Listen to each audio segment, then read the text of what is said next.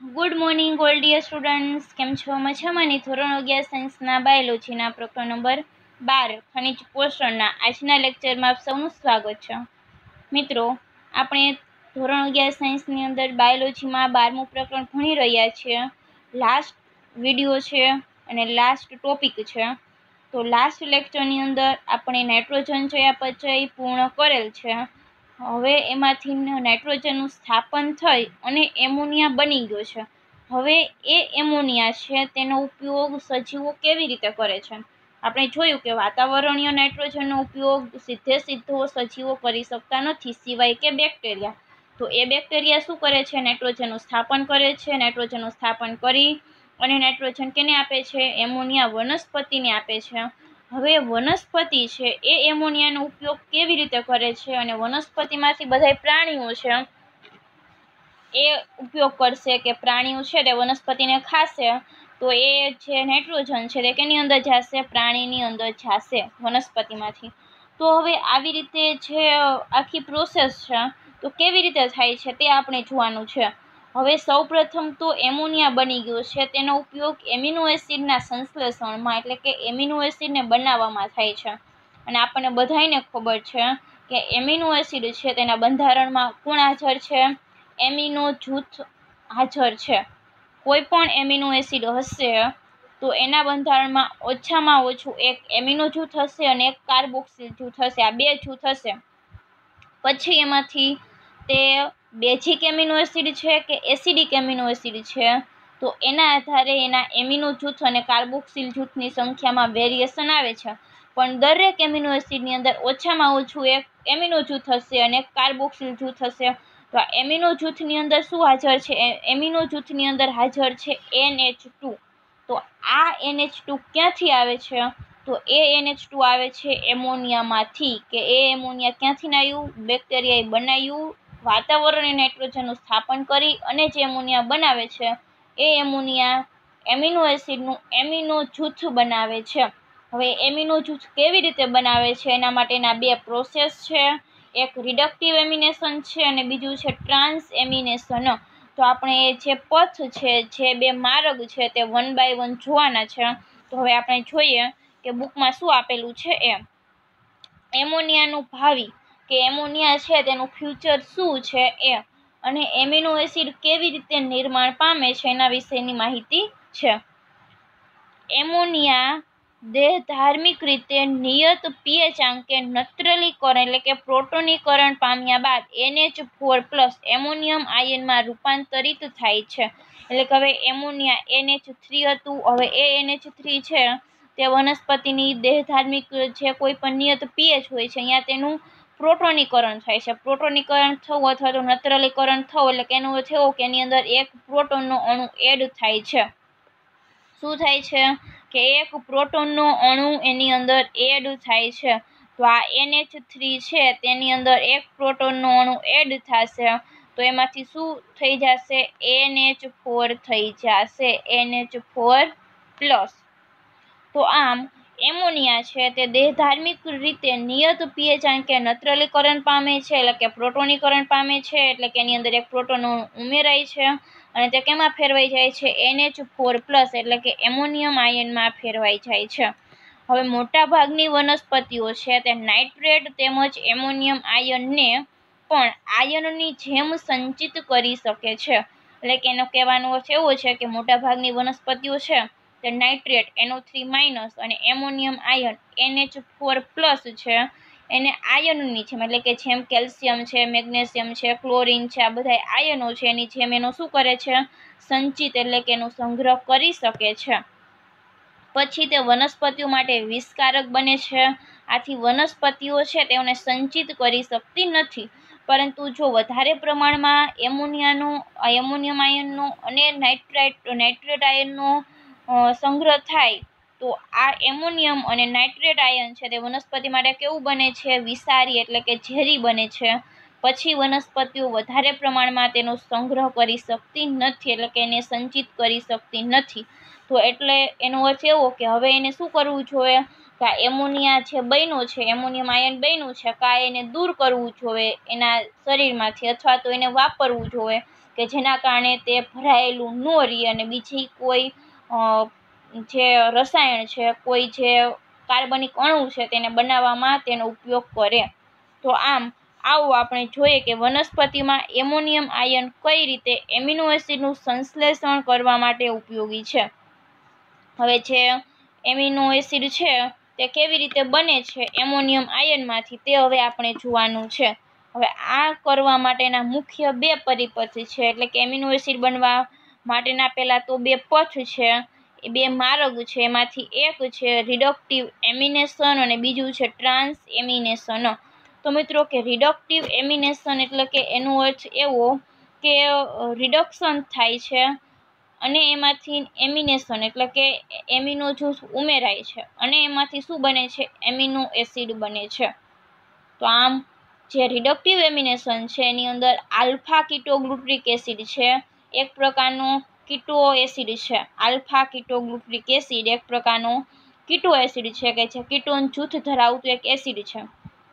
આ alpha ketoglutaric acid છે એ ammonia સાથે પ્રક્રિયા કરે છે અને એમોનિયા સાથે પ્રક્રિયા કરી અને એમાંથી ગ્લુટામિક એસિડ નામનું એમિનો એસિડ બનાવે છે. અને એના માટે એક ઉત્સેચક જવાબદાર છે અને એ ઉત્સેચક છે ગ્લુટામેટ ડિહાઇડ્રોજિનેઝ. તો આ પહેલું સ્ટેપ છે અને પ્રથમ નિર્માણ પામતો એમિનો એસિડ છે ગ્લુટામિક એસિડ અથવા તેનું બીજું નામ છે ગ્લુટામેટ. તો મિત્રો અહીંયા યાદ રાખજો કે દરેક એમિનો એસિડ છે તેનું નિર્માણ કેમાંથી થાય છે, ગ્લુટામિક એસિડ અથવા તો ગ્લુટામેટમાંથી થાય છે. કેવી રીતે થાય છે તેના પછીનું નેક્સ્ટ જે પથ છે ટ્રાન્સ એમિનેશન એની અંદર આવશે. પણ બધાયથી પહેલા કયો એમિનો એસિડ નિર્માણ પામે છે, ગ્લુટામેટ અથવા તો ગ્લુટામિક એસિડ નિર્માણ પામે છે અને આ ગ્લુટામિક એસિડમાંથી બીજા એમિનો એસિડ બને છે. કેવી રીતે બને છે તે સેકન્ડ સ્ટેપની અંદર આવે છે. તો આપણે પહેલું સ્ટેપ જોઈ લઈએ, રિડક્ટિવ એમિનેશન. તો રિડક્ટિવ એમિનેશનની પ્રક્રિયામાં જે એમોનિયા છે તે આલ્ફા કીટોગ્લુટ્રિક એસિડની સાથે પ્રક્રિયા કરીને ગ્લુટામિક એસિડ બનાવે છે અને જે નીચે આપેલા સમીકરણની અંદર સૂચિત થાય છે, એટલે કે નીચે જે સમીકરણ આપ્યું છે એની અંદર બતાવેલું છે કે જે આલ્ફા કીટોગ્લુટ્રિક એસિડ એક પ્રકારનો કીટો એસિડ છે. આ આલ્ફા કીટોગ્લુટ્રિક એસિડ છે એની સાથે એમોનિયા પ્રક્રિયા કરે છે અને પ્રક્રિયા કરી અને એમાંથી શું બને છે, ગ્લુટામિક એસિડ નામનું એમિનો એસિડ બને છે.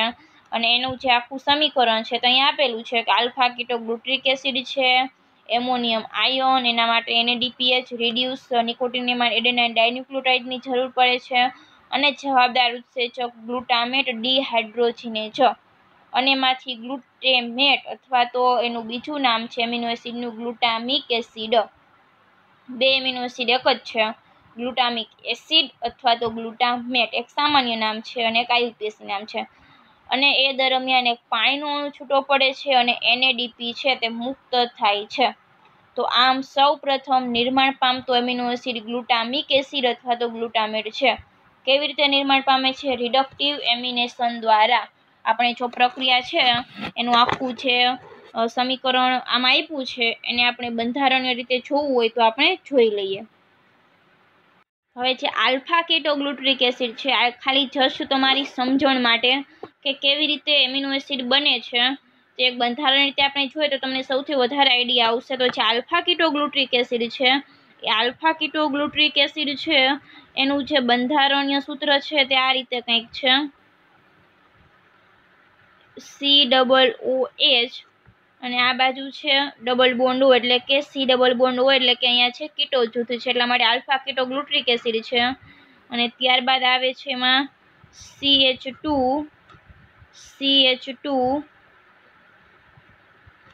COOH.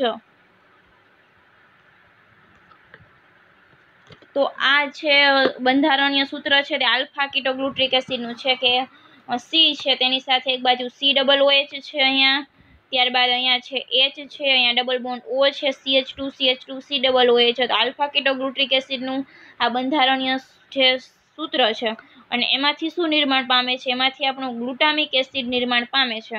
તો એના માટે કેની જરૂર પડે છે, તો એના માટે એક તો એમોનિયમ આયન એટલે કે NH4+ ની જરૂર પડે છે, પ્લસ NADPH ની જરૂર પડે છે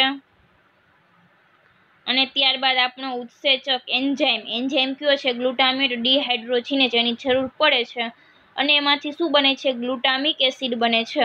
તો કેવી રીતે ગ્લુટામિક એસિડ બને છે તો અહીંયા C છે આ H ઉપર એમ નામ રહેશે અહીંયા COOH છે તો આ COOH એમ નામ રહેશે। હવે અહીંયા છે અહીંયા ડબલ બોન્ડ O છે એ ડબલ બોન્ડ O ની જગ્યા લે છે NH2 એમિનો સમૂહ આવી જાય છે।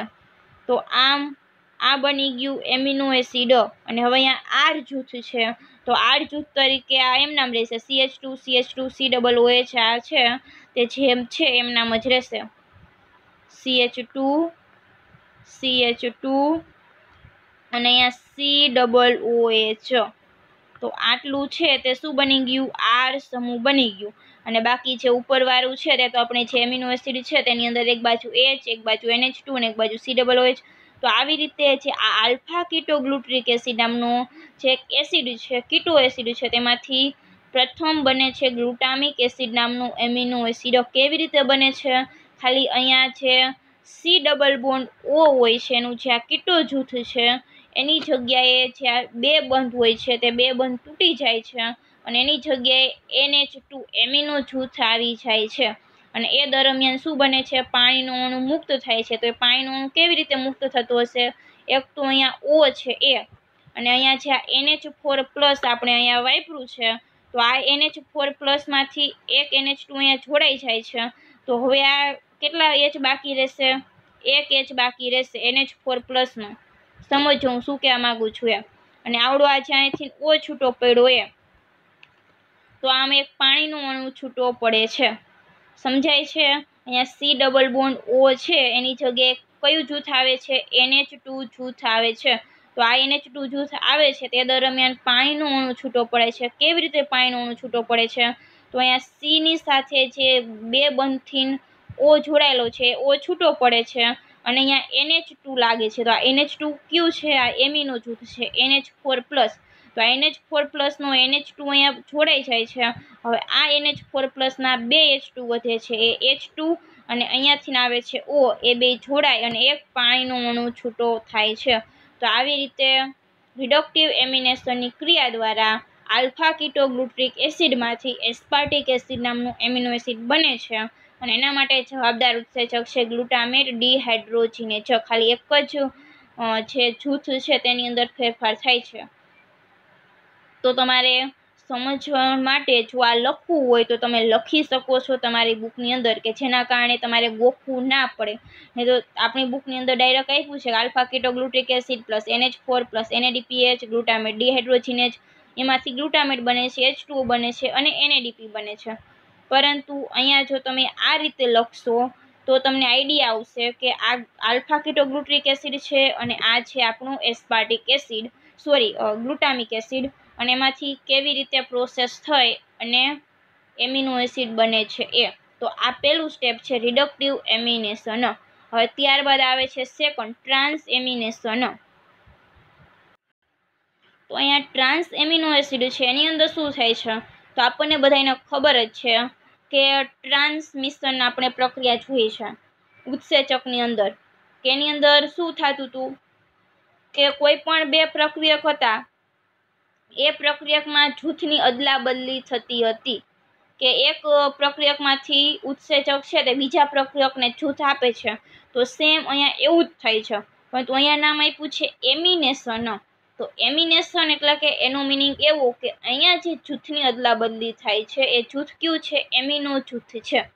તો અહીંયા એમિનો સમૂહ છે એમિનો જૂથ છે તે એક પ્રક્રિયકમાંથી બીજા પ્રક્રિયકમાં શું થાય છે બદલે છે તેનું સ્થળાંતરણ થાય છે તો એને કહે છે ટ્રાન્સ એમિનેશન।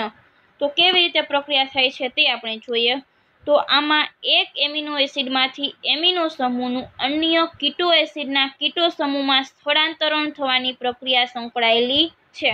એટલે કે અહીંયા કોઈ પણ એક એમિનો એસિડ હોય છે તે એમિનો એસિડનું એમિનો સમૂહ છે તે સ્થળાંતરિત થાય છે ક્યાં સ્થળાંતરિત થાય છે કીટો એસિડમાં। આપણે જેમ આલ્ફા કીટોગ્લુટ્રિક એસિડમાં જોયું તો આલ્ફા કીટોગ્લુટ્રિક એસિડની અંદર શું હતું કે એમોનિયા છે એ જોડાઈ ગયો છે પરંતુ એ એમોનિયા છે તે ડાયરેક્ટલી જોડાઈ ગયો છે, પરંતુ આ ટ્રાન્સ એમિનેશન છે તેની અંદર એમોનિયા ક્યાંથી આવે છે? એમિનો એસિડમાંથી આવે છે. તો આમ એક એમિનો એસિડનું જે એમિનો સમૂહ છે તે કીટો એસિડના કીટો સમૂહની સાથે સ્થળાંતરણ થવાની પ્રક્રિયા સંકળાયેલી છે, અને એમાં ગ્લુટામિક એસિડ મુખ્ય એમિનો એસિડ છે. મેં અગાઉ પણ કીધું છે કે મુખ્ય નિર્માણ પામતો પ્રથમ એમિનો એસિડ ગ્લુટામિક એસિડ છે. આ ગ્લુટામિક એસિડમાંથી જ બીજા એમિનો એસિડ બને છે. કેવી રીતે બને છે? તો ગ્લુટામિક એસિડ છે તેનું જે એમિનો સમૂહ છે એ એમિનો સમૂહ સ્થળાંતરિત થશે. ક્યાં સ્થળાંતરિત થશે? આલ્ફા કીટોગ્લુટ્રિક એસિડની અંદર જે કીટો એસિડ છે એની સાથે સ્થળાંતરિત થઈ અને બીજો નવો એમિનો એસિડ બનાવે છે. તો આવી રીતે ગ્લુટામિક એસિડ એક મુખ્ય એમિનો એસિડ છે કે જેમાંથી એમિનો સમૂહ NH2 સ્થળાંતરણ પામે છે, અને આ એમિનો સમૂહ દ્વારા બીજા એમિનો એસિડનું નિર્માણ ટ્રાન્સ એમિનેશન દ્વારા થાય છે. તો આવી રીતે ગ્લુટામિક એસિડનું એમિનો સમૂહ છે તે કીટો એસિડને મળે છે, અને આવી રીતે એમાંથી બીજું એમિનો એસિડ નિર્માણ પામે છે. ટ્રાન્સ એમિનેશનની પ્રક્રિયા કહે છે આને, અને એના માટે જવાબદાર ઉત્સેચક છે ટ્રાન્સ એમિનેજ ઉત્સેચક. અને આ ટ્રાન્સ એમિનેજ ઉત્સેચક છે તે આ રીતની બધી પ્રક્રિયાઓને પ્રેરિત કરે છે, એટલે કે આ રીતની દરેક પ્રક્રિયાઓ છે તેને ટ્રાન્સ એમિનેજ ઉત્સેચક પ્રેરિત કરે છે. એનું એક ઉદાહરણ આપ્યું છે અહીંયા, આપણને એક સમીકરણ આપેલું છે કે અહીંયા H છે COO- અને NH3+, જો આયનીકરણ સ્વરૂપ છે. અહીંયા COO- છે અને અહીંયા NH3+ છે, અને અહીંયા આપેલું છે R1 તરીકે. અહીંયા આ એમિનો દાતા છે તે ધારો કે ગ્લુટામિક એસિડ છે, તો અહીંયા હશે R તરીકે CH2CH2COOH. ગ્લુટામિક એસિડની અંદર CH2CH2COOH હશે. ત્યારબાદ અહીંયા જે આપેલું છે આ છે એમિનો દાતા. એમિનો દાતા એટલે કે તે શું કરે છે? એમિનો જૂથનું દાન કરે છે. અને અહીંયા આપેલું છે એમિનોગ્રાહી. તો આ એમિનોગ્રાહી છે તે એક પ્રકારનો કીટો એસિડ છે. શું છે? કીટો એસિડ છે. તો હવે મિત્રો કે અહીંયા તમને થોડીક મિસ્ટેક આપેલી છે કે અહીંયા C છે, C double bond O minus છે, અને અહીંયા છે ડબલ બોન્ડ O આપ્યા છે, તો અહીંયા ડબલ બોન્ડ O નહીં આવે, સિંગલ O જ આવશે. અહીંયા છે ડબલ બોન્ડ આપેલા છે, તો અહીંયા ખાલી એક સિંગલ જ આવશે. એટલે અહીંયા છે બે બંધ છે એમાંથી એક બંધ કરી નાખજો, એક ચેકી નાખજો. તો આ R2C ડબલ O માઇનસ, અને અહીંયા છે C ડબલ બોન્ડ O, એટલે કે એક જ બાજુ અહીંયા ડબલ બોન્ડ રહેશે, બે બંધ રહેશે, અહીંયા એક જ બંધ આવશે, કેમ કે કાર્બનની સંયોજકતા પૂરી નહીં થાય. થોડોક બુકમાં મિસ્ટેક છે. એના માટે જવાબદાર ઉત્સેચક છે ટ્રાન્સ એમિનેજ. ટ્રાન્સ એમિનેજ ઉત્સેચક શું કરે છે? ટ્રાન્સફર કરે છે.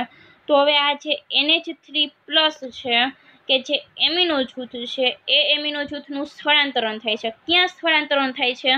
કે જે કીટો એસિડ છે તે કીટો એસિડના કીટો જૂથ સાથે.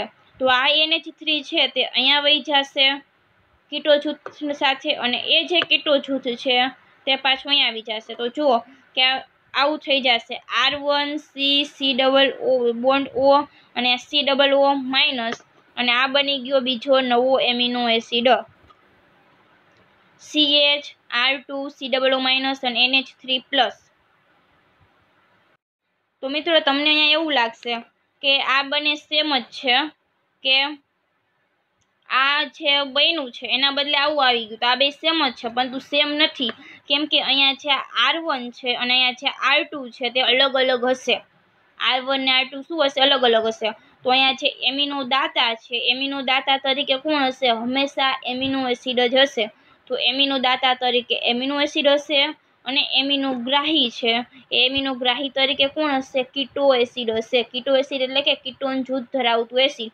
તો આમ એમિનો એસિડ છે તેનું જે એમિનો જૂથ છે તે દાન કરે છે કીટો એસિડને, અને આ કીટો એસિડમાંથી શું બની જાય છે? નવો એમિનો એસિડ બીજો બને છે, અને જે આ એમિનો એસિડ હતો એ એમિનો એસિડ પાછો કેમાં ફેરવાઈ જાય છે? કીટો એસિડમાં ફેરવાઈ જાય છે. તો આમ આવી રીતે એમિનો જૂથના સ્થળાંતરણ દ્વારા બીજો એમિનો એસિડ છે તે નિર્માણ પામે છે. તો આમ પહેલો નિર્માણ પામતો એમિનો એસિડ ગ્લુટામિક એસિડ છે. એ ગ્લુટામિક એસિડમાંથી ત્યારબાદ એમિનો એસિડ બનતું હશે, તો ધારો કે એસ્પાર્ટિક એસિડ છે, વેલાઇન છે, આ બધા અલગ અલગ એમિનો એસિડ છે તે આ ટ્રાન્સ એમિનેશનની ક્રિયા દ્વારા નિર્માણ પામે છે. હવે ત્યાર પછી આગળ જોઈએ કે વનસ્પતિઓમાં એસ્પરજીન અને ગ્લુટામિન બે મુખ્ય એમાઇડ મળી આવે છે. તો મિત્રો એમિનો એસિડ અને એમાઇડ બંને વચ્ચે તફાવત છે. આપણે જોયું કે ટ્રાન્સ એમિનેશનની અંદર એમિનો એસિડમાંથી એક એમિનો જૂથ છૂટું પડી કીટો પ્રકારના એસિડ છે એના કીટો જૂથમાં સ્થળાંતરિત થાય છે, અને ગ્લુટામિક એસિડ છે એનું એમિનો જૂથ એક મુખ્ય દાતા તરીકે વર્તે છે, અને બીજા 17 પ્રકારના જે એમિનો એસિડ છે તેનું નિર્માણ ટ્રાન્સ એમિનેશન દ્વારા થાય છે ગ્લુટામિક એસિડમાંથી, અને એના માટેના ઉત્સેચક છે ટ્રાન્સ એમિનેજ જે આપણે જોયું. હવે આ એમિનો એસિડ છે એકબીજા સાથે પેપ્ટાઇડ બંધ વડે જોડાશે અને પોલીપેપ્ટાઇડની શૃંખલા બનાવશે, અને આવી રીતે પ્રોટીનનું નિર્માણ થાય છે અને પ્રોટીનનું સંશ્લેષણ થાય છે. પરંતુ હવે અહીંયા આપણી બુકની અંદર આપ્યું છે કે એમાઇડ, કે એસ્પરજીન અને ગ્લુટામિન બે મુખ્ય એમાઇડ છે. તો આ એમાઇડ એટલે શું? તો એમાઇડ એટલે કે જે એસાઇલ જૂથ છે એ એસાઇલ જૂથ એટલે કે CH3CO એને એસાઇલ જૂથ કહે છે. તો આ એસાઇલ જૂથ દ્વારા હાઇડ્રોજન અણુ છે તેની ફેરબદલી કરી અને એમોનિયામાંથી તારવેલું એક જૂથ છે કે જે ધરાવે છે CONH2, કે જે શું ધરાવે છે? CONH2, કે જેની અંદર આ પ્રકારનું જોવા મળતું એક કાર્બનિક સંયોજન કે જેને એમાઇડ કહે છે. હું તમને ડ્રો કરી અને બતાવીશ જેનાથી તમને થોડોક વધારે આઈડિયા આવશે. તો આમ એમાઇડ એટલે કે કોઈ એવું કાર્બનિક સંયોજન કે જે એસાઇલ જૂથ દ્વારા હાઇડ્રોજન અણુની ફેરબદલી કરી અને એમોનિયામાંથી એક તારવેલું જૂથ છે કે જે CONH2 ધરાવતું એક કાર્બનિક સંયોજન છે. તેમાં એસ્પરજીન અને ગ્લુટામિન બે મુખ્ય એમાઇડ છે. હવે કેમાંથી મળી આવે છે? તો એ પ્રોટીનનો રચનાત્મક ભાગ છે, એટલે કે પ્રોટીનને બનાવવા માટે રચનાત્મક ભાગ તરીકે કાર્ય કરે છે, અને બે એમિનો એસિડ ક્રમશઃ એસ્પાર્ટિક એસિડ અને ગ્લુટામિક એસિડમાંથી પ્રત્યેકની સાથે એમિનો સમૂહ જોડીને કે ઉમેરાઈને નિર્માણ પામે છે. તો આ તમને ત્યારે જ સમજાશે કે જ્યારે હું તમને બંધારણ ડ્રો કરી અને બતાવીશ ત્યારે. પરંતુ અહીંયા આપણે યાદ રાખીશું કે આ એસ્પરજીન કેમાંથી બને છે? તો એસ્પરજીન બને છે એસ્પાર્ટિક એસિડમાંથી, અને ગ્લુટામિન એમાઇડ છે તે કયા એસિડમાંથી બને છે? ગ્લુટામિક એસિડમાંથી બને છે. તો મિત્રો એસ્પાર્ટિક એસિડ અને ગ્લુટામિક એસિડ બે એમિનો એસિડ છે. આ એસ્પાર્ટિક એસિડ છે એની અંદર એમિનો સમૂહ ઉમેરાશે તો એમાં એસ્પરજીન એમાઇડ બને છે, અને ગ્લુટામિક એસિડ છે તેની અંદર એમિનો સમૂહ જોડાશે અથવા ઉમેરાશે તો બને છે એમાઇડ, ગ્લુટામિન નામનું એમાઇડ બને છે. આ પ્રક્રિયામાં એસિડનો હાઇડ્રોક્સિલ સમૂહ અન્ય NH2 મૂલકથી વિસ્થાપિત થાય છે. તો અહીંયા જે એમિનો એસિડ હોય છે તેનો હાઇડ્રોક્સિલ OH જૂથ છે તે NH2 મૂલકથી વિસ્થાપિત થાય છે. હવે કેવી રીતે થાય છે હું તમને જ્યારે બંધારણ ડ્રો કરીશ ત્યારે થોડોક વધારે આઈડિયા આવશે. અને એમાઇડ કે જે એમિનો એસિડ કરતાં વધુ નાઇટ્રોજન ધરાવે છે, આમ તેઓ જલવાહક પેશી દ્વારા વનસ્પતિના અન્ય ભાગોમાં સ્થળાંતરિત થઈ જાય છે, અને જ્યાં એમાઇડ છે તે એમાઇડની અંદર એમિનો એસિડ કરતાં એના જે નાઇટ્રોજન છે તેની સંખ્યા કેવી છે? વધારે છે, અને તે જલવાહક પેશી દ્વારા અન્ય ભાગથી તરફ તેનું સ્થળાંતરણ થાય છે. અને વધુમાં કેટલીક વનસ્પતિઓ જેવી કે સોયાબીન છે તેની ગંડિકાઓ છે જે મૂળ ગંડિકા છે તે ઉત્સેદનના પ્રવાહની સાથે સ્થાયી નાઇટ્રોજનનું યુરિડ્સના સ્વરૂપે નિકાલ પામે છે, અને આ સંયોજનો કાર્બનની તુલનામાં નાઇટ્રોજનનું વધુ પ્રમાણ ધરાવે છે. તો આ મિત્રો અહીંયા યાદ રાખજો કે આપણે નાઇટ્રોજન છે તેનો ત્યાગ કરીએ છીએ, ચયાપચયના સ્વરૂપે જે નાઇટ્રોજન બને છે તેનો ત્યાગ કરીએ છીએ, કોઈ યુરિયા સ્વરૂપે, કોઈ યુરિક એસિડ સ્વરૂપે, કારણ કે નાઇટ્રોજન છે જો પડ્યો રહેશે કોઈ પણ સજીવના શરીરમાં તો તે કેવો બનશે? વિષકારી બનશે. તો આમ અમુક સોયાબીન જેવી વનસ્પતિ છે તેની ગંડિકાઓ ઉત્સેદન કરે છે. ઉત્સેદન એટલે શું? 11મા પ્રકરણની અંદર આવી ગયું છે. તો આ ઉત્સેદનના પ્રવાહીની સાથે તે જે નાઇટ્રોજન છે તે સ્થાયી નાઇટ્રોજનનું કયા સ્વરૂપે ત્યાગ કરે છે? યુરિડ્સના સ્વરૂપે. આ યાદ રાખજો, બહુ MCQ પૂછાય કે તે સ્થાયી નાઇટ્રોજનનું યુરિડ્સના સ્વરૂપે એના જે દેહ છે તેમાંથી નિકાલ કરે છે. અને જે યુરિડ છે એ એવું સંયોજન છે કે એમાં કાર્બનની તુલનામાં, એટલે કે કાર્બન કરતાં નાઇટ્રોજનનું પ્રમાણ કેવું હોય છે? વધારે હોય છે યુરિડ્સની અંદર. અહીંયા મિત્રો જરાક આ ગ્લુટેમીન છે તે એમાઇડ છે અને ઉપર નામ આવ્યું છે ગ્લુટેમેટ, તો બંને વચ્ચે ડિફરન્ટ છે. આ છે ગ્લુટેમીન કે જે શું છે એમાઇડ છે, અને અહીંયા જે આપણને આપેલું છે નામ ગ્લુટેમેટ કે જે છે એમિનો એસિડ, ગ્લુટામિક એસિડ. તો આ બંને વચ્ચે ડિફરન્ટ છે, જરાક યાદ રાખજો, નહીં તો ગ્લુટામેટ ને ગ્લુટામિન બે એક ના થઈ જાય. હવે આપણે જોવાનું છે કે એમિનો એસિડ છે એ એમિનો એસિડમાંથી એમાઇડ કેવી રીતે બને છે એ જોવાનું છે. તો એ પહેલાં આપણે લઈએ કે એસ્પાર્ટિક એસિડ. તો એ એસ્પાર્ટિક એસિડ છે એનું આપણે જે બંધારણ ડ્રો કરીએ તો એસ્પાર્ટિક એસિડની અંદર શું છે કે પહેલાં તો કોઈ પણ એમિનો એસિડ હશે એટલે 4 જૂથ આવેલા હશે, H એક બાજુ COOH અને એક બાજુ અહીંયા એમિનો NH2 અને બીજું R જૂથ. તો એ R જૂથ તરીકે એસ્પાર્ટિક એસિડ છે તેમાં R જૂથ તરીકે આવેલું છે CH2COOH. તો અહીંયા R જૂથ તરીકે છે એસ્પાર્ટિક એસિડ છે તો CH2COOH છે. તો હું COOH છે તેને આવી રીતે લખીશ C ડબલ બોન્ડ O અને અહીંયા OH. તો આ થઈ ગયું COOH જૂથ. તો હવે મિત્રો કે આ એસ્પાર્ટિક એસિડ છે, હવે એ એસ્પાર્ટિક એસિડમાંથી શું બને છે, એસ્પાર્ટિક એસિડ એમિનો એસિડ છે, એ એસ્પાર્ટિક એમિનો એસિડમાંથી બને છે એમાઇડ, એસ્પર્જીન એમાઇડ બને છે. તો એ એમાઇડ છે તેનું સૂત્ર શું છે, તો એ હું અહીંયા લખું છું કે H છે, અહીંયા COOH,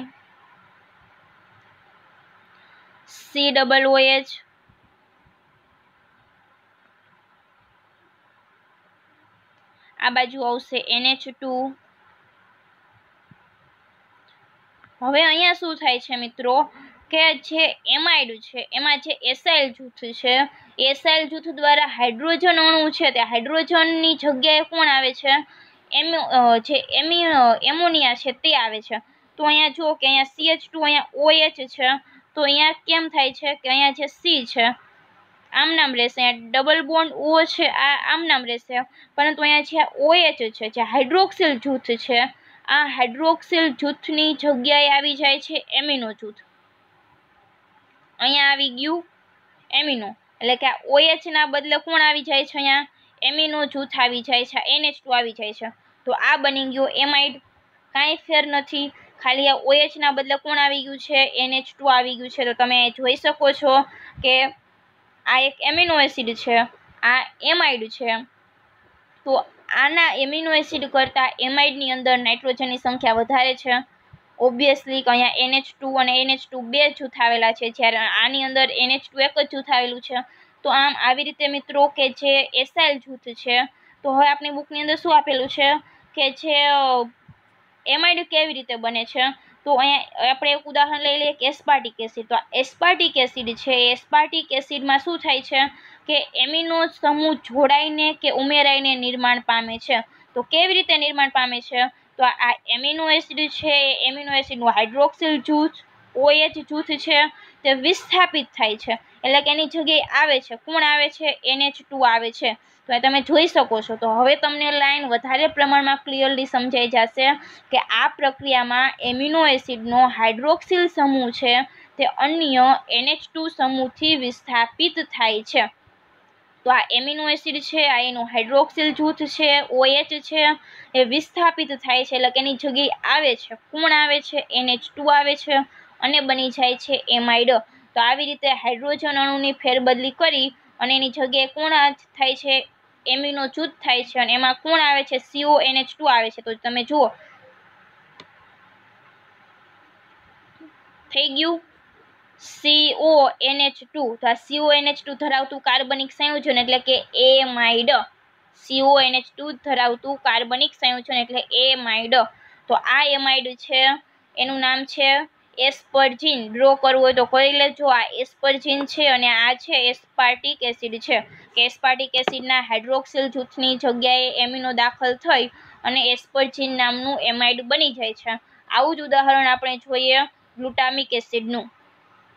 તો એ ગ્લુટામિક એસિડ છે તે ગ્લુટામિક એસિડનું પહેલાં તો આપણે લખી લઈએ તેનું બંધારણીય સૂત્ર કે એમિનો એસિડ છે હવે તો બધાને ગોખાઈ જવા જોઈએ કે 4 જૂથ આવે છે HCOOH, ત્યારબાદ અહીંયા આવશે NH2, આ NH2 છે, જરાક લખવામાં મિસ્ટેક થાય પણ તમે સમજી જાજો NH2. હવે ગ્લુટામિક એસિડ છે તેની અંદર આ જૂથ તરીકે CH2CH2COOH છે તો 2 વાર CH2 આવશે, પહેલામાં એક જ વાર હતું તો અહીં CH2CH2COOH છે તો COOH છે તેને હું છૂટું કરીને લખીશ તો અહીંયા C છે ડબલ બોન્ડ O અને અહીંયા આવશે OH. તો આ કેનું બની ગયું? આ છે બંધારણીય સૂત્ર છે તે ગ્લુટામિક એસિડનું છે. હવે ગ્લુટામિક એસિડમાંથી એમાઇડ બનાવવો છે, એમાઇડનું નામ છે ગ્લુટેમિન. તો અહીંયા પણ શું થશે કે એમિનો એસિડ છે તે એમિનો એસિડ છે તેની અંદર એક એમિનો જૂથ ઉમેરાશે અને એમાંથી એમાઇડ બનશે. કેવી રીતે એમાઇડ બનશે? તો એમિનો એસિડનું હાઇડ્રોક્સિલ જૂથ છે તે હાઇડ્રોક્સિલ જૂથનું વિસ્થાપન થાય છે. કેના દ્વારા વિસ્થાપન થાય છે? કે એમિનો જૂથ દ્વારા વિસ્થાપન થાય છે અને એમાંથી શું બને છે? એમાઇડ બને છે. તો અહીંયા બાકીનું સેમ રહેશે, અહીંયા H છે, અહીંયા C છે, COOH, ત્યારબાદ અહીંયા NH2 એમ નામ રહેશે અને ત્યારબાદ અહીંયા જે CH2 છે તે પણ એમ નામ રહેશે, આ CH2 છે એ પણ એમ નામ રહેશે, અહીંયા C છે એની સાથે ડબલ બોન્ડ O જોડાયેલું છે, સેજ હું નીચે લઈશ C ડબલ બોન્ડ O. અને હવે અહીંયા જે આ OH છે તે OH ની બદલે કોણ આવે છે? NH2 આવે છે. તો આ બની ગયો એમાઇડ. તો આ એમાઇડ કયો એમાઇડ થશે? ગ્લુટામિન એમાઇડ થશે, ગ્લુટામિન એમાઇડ. તો આવી રીતે એમિનો એસિડમાંથી ગ્લુટામિન એમાઇડ બને છે. તો આમ આ એમાઇડ અને એમિનો એસિડ બે અલગ છે મિત્રો, જરાક ધ્યાન રાખજો, સાવ સહેલું છે, આવી રીતે સમજશો તો સમજાઈ જશે. બાકી આપણી બુકની અંદર આપેલું છે કે એમિનો સમૂહ જોડાઈને ઉમેરાઈને એમાઇડ બને છે અને હાઇડ્રોક્સિલ સમૂહ છે તે અન્ય NH2 સમૂહથી વિસ્થાપિત થાય છે. થોડું ઘણું ડિફિકલ્ટ છે પરંતુ આવી રીતે જો બંધારણીય સૂત્ર દ્વારા સમજીશું તો ઇઝીથી સમજાઈ જશે. તો આની સાથે મિત્રો આપણું પ્રકરણ પૂરું થાય છે. અને આમ અલગ અલગ પ્રકારના એમિનો એસિડ બને છે અને એ એમિનો એસિડ શું થાય છે કે પ્રોટીન બનાવવામાં કામ લાગે છે. તો મિત્રો બધાય વિડીયો સારી રીતે કોન્સન્ટ્રેશન રાખીને જોજો એટલે તમને બધું જ સમજાઈ જશે. એટલું પ્રકરણ હાર્ડ નથી, સાવ પ્રકરણ સહેલું છે. તો મિત્રો આજે આપણે અહીંયા રાખીએ છીએ. સારી એવી તૈયારી માટે all the best. Have a nice day. Thank you so much.